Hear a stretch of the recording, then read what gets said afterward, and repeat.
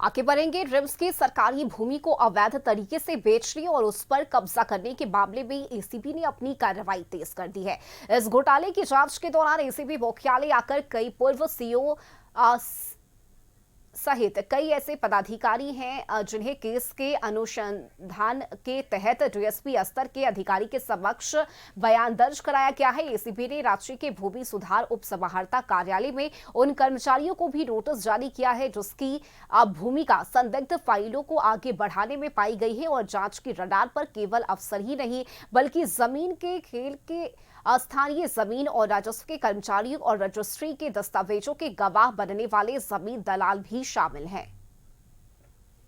DIG ground के समीप RIMS के जमीन पर अवैध तरीके से बनकर तैयार कई बहुमंजिला इमारतें और कई घरों को तोड़ा गया। हालांकि उसके बाद जिनके घरों को तोड़ा जा रहा था उन लोगों की तरफ से हाई कोर्ट में अपील की गई। हाई कोर्ट ने कार्रवाई पे तो रोक लगाया नहीं, लेकिन जो लोग दोषी थे उस पर कार्रवाई करने का निर्देश अभी आपको दिखाई दे रहा है, जो कि अतिक्रमण में बने मकानों को तोड़ा गया है। हालांकि अब इसमें सबसे बड़ी अपडेट ये निकलकर सामने आई है कि हाई कोर्ट के सख्त रुख के बाद एसीबी ने जांच का दायरा बढ़ाया है और जो इस पूरे मामले की अनुसंधान कर रहे हैं डीएसपी लेवल के अधिकारी, उनके समक्ष कई पूर्व सीईओ और सीआई ने अपना बयान दर्ज कराया है जो उस समय तत्कालीन उनके क्षेत्र में ये जमीन आती थी। हालांकि ये जो रिम्स की अधिग्रहण जमीन है वो इस समय वर्तमान समय में शहर अंचल के दायरे में आती है और उस समय के